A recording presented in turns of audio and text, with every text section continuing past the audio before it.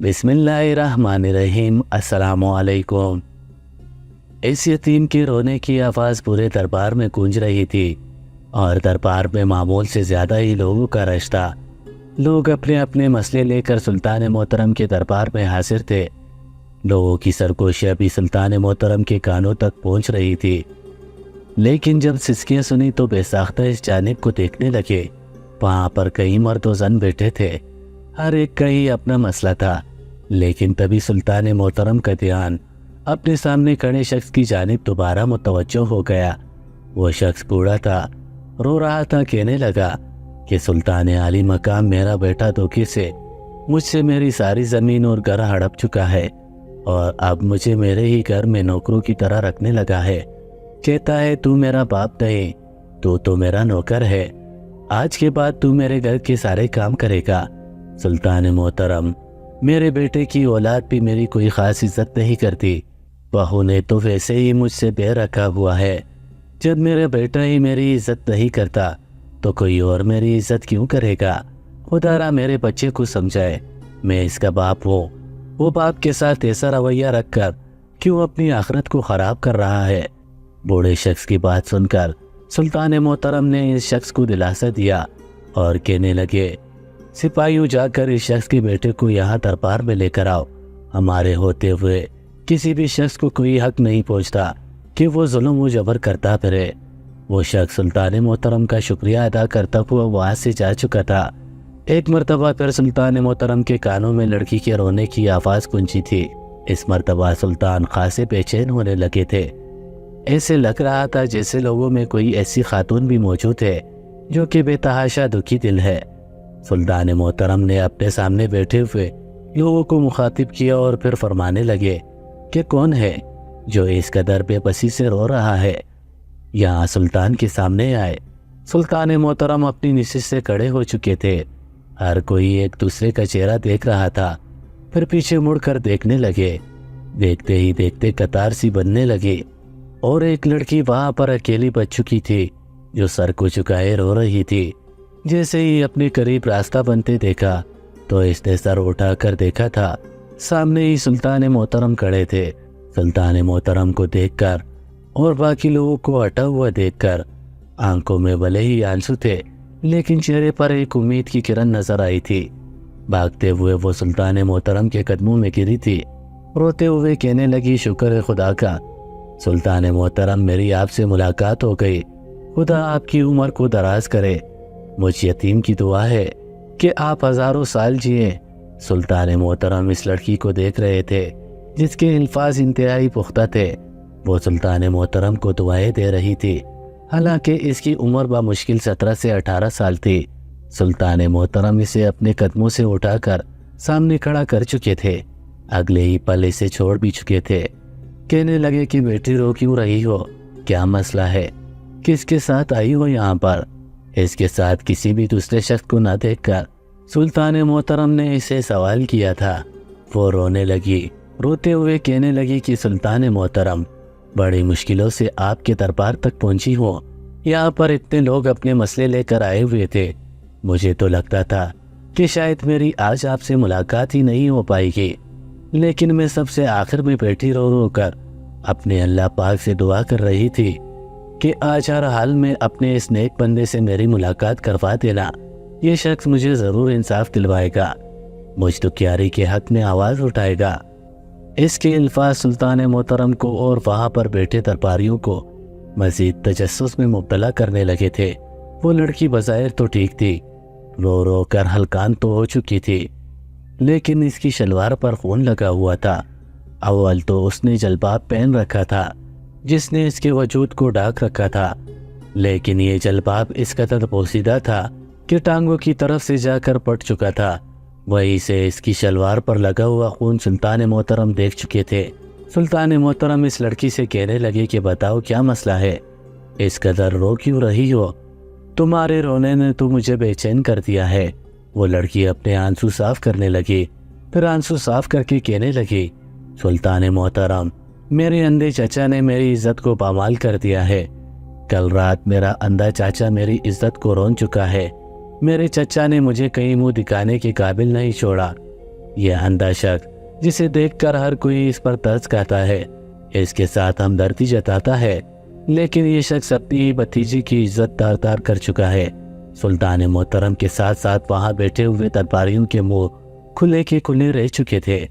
سلطان محترم بھی حیرت سے اس لڑکی کو دیکھ رہے تھے جو یہ الفاظ کہہ رہی تھی۔ اگلے ہی پل سلطان محترم کہنے لگے کہ بیٹی جو بھی کہہ رہی ہو سوچ سمجھ کر کہو، مکمل بات بتاؤ کہ آخر تمہارے ساتھ ہوا کیا ہے۔ تم اتنی پختگی سے اپنے چچا پر یہ الزام کیسے لگا سکتی ہو، جبکہ یہ بھی کہہ رہی ہو کہ وہ اندھا ہے؟ جب تک تم مکمل بات نہیں بتاؤ گی میں تمہاری یہ بات ہرگز نہیں مان سکتا۔ چچا تو ایک محرم ہوتا ہے۔ سلطان محترم کی بات سن کر وہ لڑکی پھوٹ پھوٹ کر رونے لگی، کہنے لگی کہ یہی تو مسئلہ ہے سلطان محترم کہ میں نے اپنے چچا کو اپنے باپ جیسی جگہ دی۔ مجھے لگا تھا میرا ایک باپ تو وفات پا چکا ہے، لیکن میرا چچا بھی میرا باپ بن کر میرے ساتھ رہے گا، میری یوں ہی پرورش کرے گا جیسے ایک باپ اپنی بیٹی کی کرتا ہے۔ لیکن یہاں پر میں دھوکہ کھا چکی تھی۔ وہ لڑکی روتے ہوئے سلطان محترم سے کہنے لگی کہ میں سب کے سامنے اپنی کہانی آپ کو نہیں بتا سکتی، آپ پہلے اوروں کے مسئلے سن لیجئے پھر ہی میرا فیصلہ سنائیے گا۔ سلطان محترم نے اس لڑکی کی ضد پر اسے ایک جانب کو بٹھایا اور پھر باقی لوگوں کے معاملات حل کرنے کے بعد اس لڑکی کی جانب متوجہ ہوئے تھے جو سکتے کی کیفیت میں ایک جانب کو بیٹھی ہوئی تھی۔ جیسے ہی سب لوگ وہاں سے گئے تو سلطان محترم نے اسے اپنے سامنے حاضر کیا۔ اس سے پوچھنے لگے کہ بتاؤ لڑکی ماجرا کیا ہے۔ اس لڑکی کی آنکھوں میں ابھی بھی آنسو تھے۔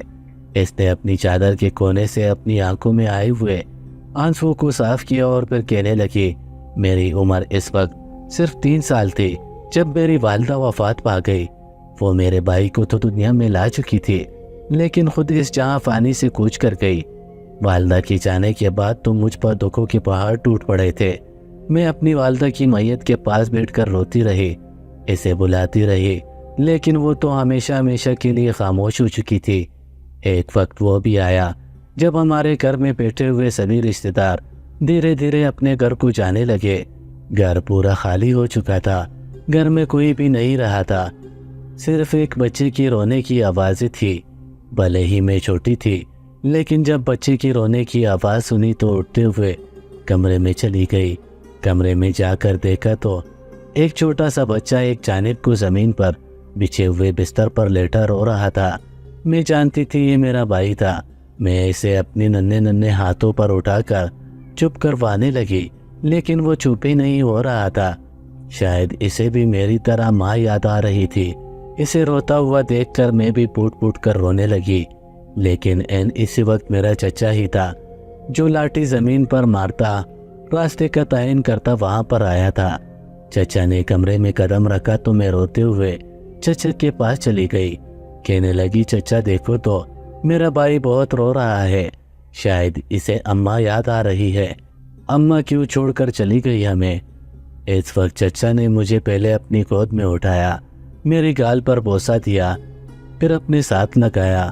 ان کی آنکھوں میں بھی آنسو تھے، وہ رو رہے تھے۔ کہنے لگے کہ بتا بیٹی تمہارا بھائی کہاں پر ہے؟ تم جانتی ہو کہ میں دیکھ نہیں سکتا۔ وہ لاٹھی کے سہارے آگے بڑھے تھے۔ جب میں نے ایک جگہ پہنچ کر انہیں زمین پر بٹھایا اور اپنے بھائی ان کے ہاتھوں میں دیا، میرے بھائی کو اپنے ہاتھوں میں لے کر وہ زاروں قطار رونے لگے تھے۔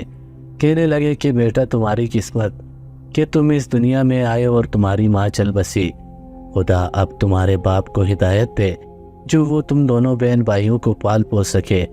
میرا والد تو عیاش قسم کا تھا، ہر وقت نشے میں ہی رہتا تھا۔ جب پیسے ختم ہو جاتے تو کوئی کاروبار کر لیتا، کوئی کام مزدوری کر کے 2 پیسے کما کے لے آتے، پھر جیسے ہی وہ پیسے آ جاتے تو ان سے ایک مرتبہ پھر اپنے پیٹ بھرنے کے لیے استعمال کرنے لگتے۔ نہ ہی انہیں میری ماں کی فکر تھی اور نہ ہی میری۔ 3 دن بعد وہ گھر لوٹے تھے۔ میں ایک جانب کو فرش پر بیٹھی تھی، چچا نوانے بنا کر مجھے کھلا رہے تھے اور میرے بھائی وہی فرش پر بستر پر سو رہا تھا۔ ابا گھر آئے تو میری ماں کو آواز دینے لگا۔ وہ شروع سے ہی ایسے تھے، جاہلانہ انداز پہ میری ماں کو بلا کر کہنے لگے کہ میرے لیے کھانا لے کر آ۔ मेरे चचा को भी वो बहुत बुरा भला कहते थे। चचा को धुतकार कर कहने लगे, अंधे तुम यहाँ पर क्या कर रहे हो? चल उठो, यहाँ से जाकर अपनी झोपड़ी में बैठो। अब बाकी चचा से नहीं बनती थी, इसीलिए इन्होंने चचा को घर से निकाल दिया था और यूं अंधे चचा घर के साथ ही झोपड़ी में रहा करते थे। कभी कभार मेरी माँ मेरे हाथों छुपकर चचा के लिए खाना भिजवा दिया करती थी, वरना चचा को फाकों पर ही गुजारा करना पड़ता था। मेरे अंधे चचा ने जब मेरे वालिद के मुंह से ये अल्फाज सुने तो कहने लगे कि भाई बच्ची भूखी है, मैं इनको खाना खिला रहा था, इनको खिलाकर चला जाऊंगा। जब तीसरी मर्तबा इन्होंने मेरी वालदा को गाली दी तो चचा अगले ही पल चीख उठे थे। कहने लगे कि बस करते भाई, तुम जिसे गालियां दे दे कर बुला रहे हो वो तो कब की मनो मिट्टी तले सो चुकी है और बाप भी नशे की हालत में थे। एक नज़र चचा पर डाली, फिर नौमालूद बच्चे पर कहने लगे, सचमुच मर गई है क्या उम्मे राफिया? चचा रोने लगे कि शायद मेरे अब्बा के दिल में कोई नरमी आ जाए, लेकिन ऐसा नहीं था। अब्बा एक मर्तबा फिर मेरी अम्मा को मलामत करते हुए कहने लगे कि अच्छा हुआ जान छूट गई। मेरा वालिद ऐसा ही था, मुझे वालिद से नफरत और चचा से इंसानियत होने लगी थी। वो हमारा बहुत ख्याल रखते थे। नशा कर कर के एक रोज़ वो भी आया जब मेरे वालिद जुआ करते हुए अपने ही जैसे लोगों से लड़ पड़े और लड़ते लड़ते अपनी जान से हाथ धो बैठे। चचा ने ही मेरी और मेरे भाई की परवरिश की थी। भाई सिर्फ 3 महीनों का हुआ था जब इसे तेज़ बुखार हो गया। आधी रात को इसके नाक से और मुंह से खून बहने लगा। मैंने चचा को बताया। जब तक चचा दीवार का सहारा लेते तबीब तक पहुँचे, बहुत देर हो चुकी थी। मेरे भाई भी हमें छोड़कर जा चुका था। इसके बाद से ही मैं चचा के साथ इसके घर में रह रही थी। मुझे इनकी नीयत पर कोई शक नहीं था, ना ही शुरू से मैं इन्हें बुरा समझती थी। लेकिन जैसे जैसे मैं बड़ी हुई और जवानी में कदम रखने लगी तो मुझे अपने चचा की नीयत भी खासी बदलती लगने लगी थी। जब तक मैं छोटी थी मेरे चचा ही मेरा हर काम किया करते थे। वो मुझे छूते हाथ लगाते तो मुझे बुरा नहीं लगता था, लेकिन एक रात जो कुछ चचा ने किया मैं सोच भी नहीं सकती थी। इतना कहकर वो लड़की थोड़ी देर के लिए सांस लेने के लिए रुकी और फिर आंखों में आए आंसू साफ करके कहने लगी कि मैं सो रही थी जब मुझे अपने वजूद पर हरकत सी महसूस हुई। ऐसे लग रहा था जैसे कोई मेरे वजूद पर हाथ चला रहा हो। पहले तो मुझे ये ख्वाब लगा, लेकिन जैसे ही मेरे जहन बेदार हुआ और मुझे सचमुच अपने वजूद पर गर्दिश करता हुआ हाथ महसूस होने लगा तो अगले पल मैंने आंखें खोल दी। आंखें खोल कर देखा तो कमरे में गुप अंधेरा था। मैं चीख उठी थी, चिल्लाने लगी, चचा को बुलाने लगी कि चचा चचा कोई कमरे में है। अपने पास ही पड़ी लालटेन को जब तक मैंने जलाया और कमरे में देखा, मेरी तो हैरत की कोई ठिकाना नहीं रहा था। मेरा दुपट्टा तो दूर फर्श पर गिरा हुआ था और कमरे में चचा मौजूद थे। अगले पल बुखलाई हुई मेरे पास आकर कहने लगे कि क्या हुआ, कौन आया था कमरे में, तुम ठीक तो हो ना? लेकिन न जाने क्यों इस रोज़ मुझे चचा से एक अजीब सी उलझन महसूस हुई थी। इनका चेहरा पसीने से शराबूर था। वो हाँफ रहे थे, भले ही अंधे थे, लेकिन इन्हें देखकर मुझे यूँ लगने लगा जैसे मेरे जिस्म को छूने वाले कोई और नहीं बल्कि मेरे चचा हैं। बहरहाल मैं काफ़ी खौफज़दा हो चुकी थी।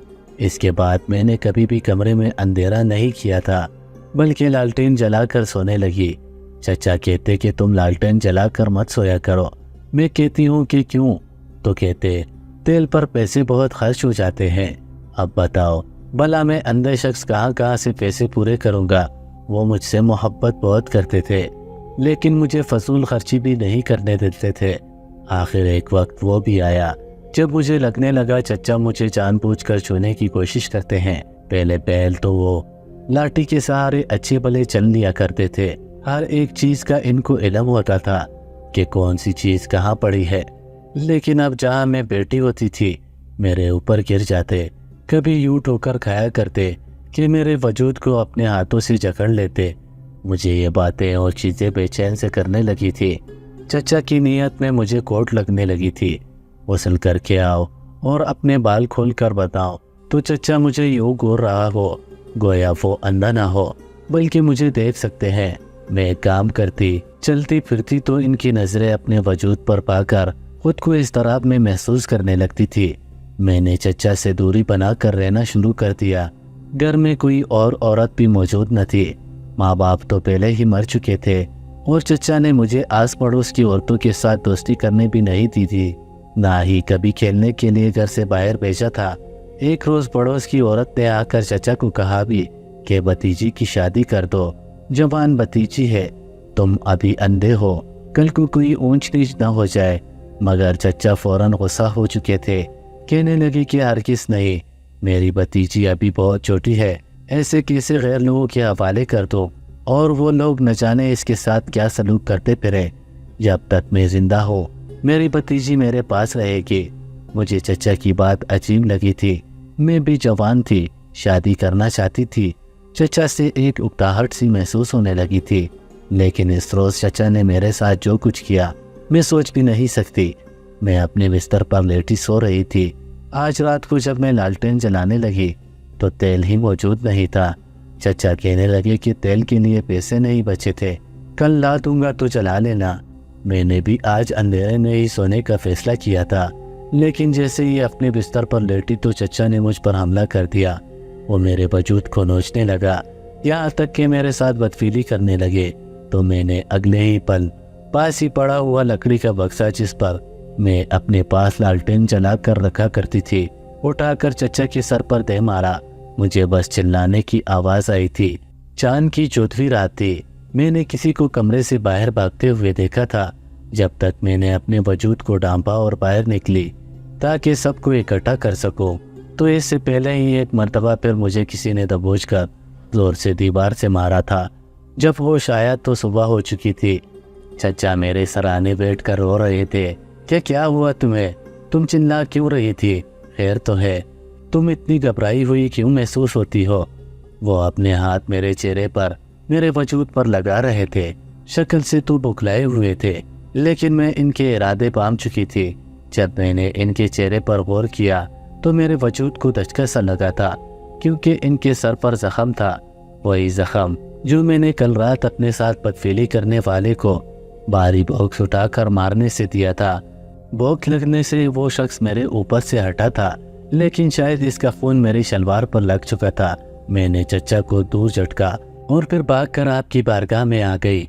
सुल्तान मोहतरम, इतना कहकर वो लड़की फूट फूट कर रोने लगी थी कि जिस चचा को मैंने अपने बाप जैसा समझा था, वही चचा मेरी इज्जत रोने के लिए इस हद तक गिर गया।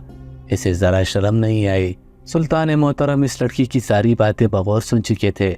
इस लड़की की शलवार पर खून भी लगा था। फिर इससे कहने लगे, क्या वाकई तुम्हें यकीन है कि वो तुम्हारा चचा ही था, क्योंकि हो सकता है वो कोई और हो। लेकिन वो लड़की कहने लगी कि नहीं, अगर कोई और होता तो चचा के माथे पर जख्म क्यों था। इतना कहकर वो लड़की मुंह छुपाए रो रही थी। वहाँ पर बैठे हुए मशीर, वजीर, दरबारी सभी सुल्तान मोहतरम का चेहरा देख रहे थे कि आखिर सुल्तान मोहतरम अब क्या फैसला करते हैं। सुल्तान मोहतरम ने इस लड़की को अपने पास बुलाया और इसके सर पर हाथ रख कर कहने लगे कि फिक्र मत करो, मैं जो भी फैसला करूँगा तुम्हारे हक में बेहतर होगा। इतने कहने के बाद सुल्तान मोहतरम ने सिपाही को हुक्म दिया कि जाकर इस लड़की के चचा को यहाँ पर बुला कर लाया जाए। सुल्तान मोहतरम ने इस यतीम लड़की को महल में रखने का हुक्म दिया था, क्योंकि वो लड़की अकेली थी, इसीलिए इसे फ़िलहाल वापस भेजना मुनासिब बात नहीं थी। काफ़ी वक्त बीत चुका था, लेकिन अभी तक सिपाही वापस नहीं आए थे। यहाँ तक कि शाम हो चुकी थी, अभी तक इस लड़की का फैसला नहीं सुनाया गया था। जब मगरिब का वक्त हो गया तो इस लड़की के चचा को लेने वाले सिपाही वापस आए थे। इनके हालात काफ़ी ख़राब थे। सुल्तान मोहतरम ने इसको खाली हाथ देखा तो माथे पर तशवीश से बल पड़ गए। वो दोनों सिपाही हाँफते हुए सुल्तान मोहतरम के पास आए और कहने लगे कि सुल्तान मोहतरम, हमने जैसे ही इस लड़की के चचा को घर पर दस्तक दी तो इसने हमसे सवाल किया। हमने जब बताया कि सिपाही हैं, सुल्तान मोहतरम ने आपको बुलाया है, इसके बाद बिल्कुल खामोशी छा गई। हमें शक हुआ, हम दरवाजे पर दस्तक देने लगे, यहाँ तक कि दीवार से पलांग कर घर में दाखिल हुए। जब जाकर देखा तो बूढ़ा शख्स अपने घर की छत पलांग कर भाग चुका था। ہم نے اسے ڈھونڈنے کی بہت کوشش کی، لیکن صبح سے شام ہو گئی، وہ ہمیں کہیں نہ ملا۔ وہ لڑکی تو مزید ہی پریشان ہو چکی تھی۔ سلطان محترم سے کہنے لگی کہ دیکھیے سلطان محترم، میں نے کہا تھا نا میرا چچا سچ مچ ہی گناہگار ہے، تبھی تو وہ آپ کے ڈر سے بھاگ چکا ہے۔ سلطان محترم جلال میں آ چکے تھے۔ کہیں نہ کہیں انہیں لگ رہا تھا کہ یقیناً اس لڑکی کے چچا بے گناہ ہوگا، گناہ کرنے والا کوئی اور ہی ہوگا۔ لیکن جب سپاہیوں کی یہ بات سنی تو ان کو سچ مچ یقین ہو چکا تھا کہ وہی چچا اصل گناہگار ہے۔ سلطان محترم نے اپنے سپاہیوں کو بڑے ہی سخت لہجے میں خبردار کیا تھا کہ جب تک وہ گناہگار شخص یہاں محل میں میرے سامنے حاضر نہیں ہوتا، محل میں واپس آنے کی ہرگز ضرورت نہیں ہے۔ اگلی مرتبہ جب تم لوگ مجھے اپنا چہرہ دکھاؤ، وہ گناہگار شخص اپنے ساتھ لے کر آنا۔ سپاہی بھی خوف زدہ ہو چکے تھے، مختلف علاقوں میں پھیل گئے، ہر ایک سے پوچھ گچھ کرنے لگے۔ 2 دن یوں ہی بیت چکے تھے۔ 2 دن بعد وہ خبر سامنے آئی۔ سلطان محترم کا ذہن ایک پل کو اس لڑکی کے معاملے سے ہٹ چکا تھا۔ سلطنت میں ایک شخص نے 3 لوگوں کا قتل کر دیا تھا۔ سلطان محترم کی سلطنت پہ آخر کسی میں اتنی جرأت ہوگی کہ وہ قتل کر دے۔ سلطان محترم دیش میں آ چکے تھے۔ سپاہی ان کے سامنے کھڑا بوکھلائے ہوئے انداز میں جو کچھ بتا رہا تھا۔ سلطان محترم کے چہرے پر جلال مزید بڑھتا چلا جا رہا تھا۔ جس نے قتل کیے تھے وہ شخص بھی پکڑا جا چکا تھا۔ اسے کڑیوں سے باندھ کر دربار میں لایا جا رہا تھا۔ سلطان محترم وہیں پر موجود تھے، چہرے پر شدید غصہ تھا۔ سبھی درباری سلطان محترم کے چہرے پر اتنا غصہ دیکھ کر پریشان ہو چکے تھے۔ آج سے پہلے سلطان محترم کو اس قدر غصے میں دیکھا نہیں گیا تھا۔ وہ شخص سر جھکائے وہاں پر موجود تھا۔ ایک بڑا کپڑا اس شخص کے چہرے پر ڈالا گیا تھا۔ سپاہیوں نے جیسے اس شخص کے چہرے سے کپڑا ہٹایا اور اس کے چہرے اوپر کیا گیا تو یہ بات واضح ہو چکی تھی کہ وہ شخص تو اندھا تھا، زخموں سے چور تھا۔ سلطان محترم نے آگے بڑھ کر اس سے سوال کیا کہ تم نے یہ قتل کیوں کیا؟ اس اندھے شخص نے سر کو بلند کیا، گویا وہ سمت کا تعین کر رہا تھا۔ سلطان محترم موجود کہاں ہے؟ پھر اس سمت کو دیکھ کر کہنے لگا، غیرت کے نام پر پورا دربار یوں تھا جیسے سام سوکھ چکا ہو۔ سلطان محترم نے پھر سے سوال کیا کہ ان 3 لوگوں نے تمہارے ساتھ کیا کیا جو تم اندھے ہونے کے باوجود ان کا قتل کر بیٹھے؟ اس اندھے شخص نے ایک گہری سانس خارج کی، پھر کہنے لگا، سلطان محترم، میرا ایک بھائی تھا جو نشئی تھا، جوا بازی اور گندا کام کرنا اس کا فعل تھا۔ ایک وقت ایسا بھی آیا جب جوئے میں اس نے اپنی بیوی کو داؤ پر لگا دیا، لیکن عین اسی وقت جب وہ گھر آیا تو اس کی بیوی وفات پا چکی تھی۔ ایک بچے کو جنم دیتے دیتے وہ اس دنیا سے چلی گئی۔ جب اس کے وہ دوست جن سے وہ جوا ہارا تھا ان کو خبر ملی تو وہ کہنے لگے، کیا ہمارا حال میں تم سے قیمت وصول کریں گے؟ یا تو رقم دو یا پھر اپنی بیٹی ہمارے حوالے کر دو۔ میرا بھائی ان سے یہ وعدہ کر چکا تھا کہ جیسے ہی بیٹی بالغ ہوئی تو تم لوگوں کو سونپ دوں گا۔ سلطان محترم، مجھے ان سب باتوں کی خبر نہیں تھی، لیکن جیسے ہی میری بھتیجی جوان ہوئی، میرے بھائی تو مر چکا تھا، لیکن وہ لوگ بھوکے بیڑیوں کی طرح میرے گھر کے چکر کاٹنے لگے۔ ساری رات میں جا کر اپنے گھر کا پہرا دیتا، خدا سے مدد کی طلب کرتا، دعا کرتا یا تو میری بصیرت لوٹا دے یا پھر میری قوت سماعت اتنی بڑھا دے کہ میں کسی بھی کمینے شخص کو اپنی بھتیجی پر حملہ نہ کرنے دوں۔ میں کتنے ہی روز سے اپنی بھتیجی کی رکھوالی کر رہا تھا، لیکن ایک روز میری طبیعت اتنی خراب ہوئی کہ میں سو گیا۔ اسی وقت وہاں پر ایک شخص داخل ہو گیا۔ بھتیجی کی چیخیں سن کر میں اندر گیا، اس شخص کو مار کر وہاں سے بھگا دیا، لیکن ہامتے ہوئے ٹھوکر کھا کر میں اپنی بھتیجی پر گر گیا۔ میں جانتا ہوں میری بھتیجی مجھ پر الزام لگا چکی ہے۔ جب آپ کے سپاہی میرے پاس آئے تاکہ مجھے پکڑ کر لے جا سکے تو مجھے یہی لگا تھا کہ بغیر ثبوتوں کے اور بغیر گواہوں کے مجھے پھانسی پر لٹکا دیا جائے گا، لیکن میں ان لوگوں کو سبق سکھانا چاہتا تھا، اسی لیے میں چھت سے بھاگ گیا اور پھر ان تینوں کو ڈھونڈ کر اپنے ان ہاتھوں سے قتل کر دیا تاکہ میں پھانسی پر لٹک بھی جاؤں تو وہ تینوں گٹھیا لوگ میری بھتیجوں کو پریشان نہ کر سکیں۔ اس شخص کی بھتیجی بھی وہیں پر آ چکی تھی، چچا کے منہ سے سچائی سن کر سر جھکا کر کھڑی تھی۔ حقیقت کیا تھی اور وہ کیا سمجھ رہی تھی؟ سلطان محترم بھی خاموش ہو چکے تھے۔ بھلے ہی اس نے قتل کیا تھا، لیکن اپنی عزت کی حفاظت کرنے کی تحت کیا تھا۔ ان تینوں کے بارے میں پہلے بھی بہت سی شکایتیں موصول ہو چکی تھی۔ سلطان محترم نے ایک نظر اس لڑکی کی جانب دیکھا جو روتے ہوئے آ کر اپنے چچا کی قدم چومنے لگی تھی۔ ہاتھ جوڑ کر معافی مانگنے لگی کہ مجھے معاف کر دیجیے، میں نے آپ پر شک کیا۔ چچا بھتیجی پر دست شفقت رکھ کر کہنے لگا کہ بیٹی، تم تو مجھے میری جان سے بھی زیادہ عزیز ہو، اب مجھے پھانسی ہو جائے لیکن میں جانتا ہوں سلطان محترم تمہارے ساتھ کچھ غلط نہیں ہونے دیں گے۔ ہر کوئی دیکھ رہا تھا کہ سلطان محترم کیا فیصلہ سناتے ہیں، لیکن سلطان محترم اٹھے، اس شخص کے کاندھے کو تھپکا۔ بے شک وہ اندھا تھا، لیکن پھر بھی ایمان کی روشنی اس میں کئی لوگوں سے زیادہ تھی۔ سلطان محترم نے اس شخص کو باعزت بری کر دیا اور وہ لڑکی بھی اپنی چچا کے ساتھ جا چکی تھی۔ چند ہی روز بعد اس لڑکی کی شادی کر کے اسے رخصت کر دیا گیا اور اندھے شخص کو ماہانہ وظیفہ سلطان محترم کی جانب سے دیا جانے لگا۔ بعض دفعہ حقیقت وہ نہیں ہوتی جو ہمیں دکھائی دیتی ہے۔ کچھ لوگ بغیر آنکھوں کی بھی حقیقت دیکھ لیتے ہیں اور کچھ لوگ آنکھیں ہوتے ہوئے بھی اندھے ہی رہتے ہیں۔ مزید ایسی سبق آموز واقعات اور کہانیوں کے لیے ہمارے چینل کو ضرور سبسکرائب کریں۔ اللہ حافظ۔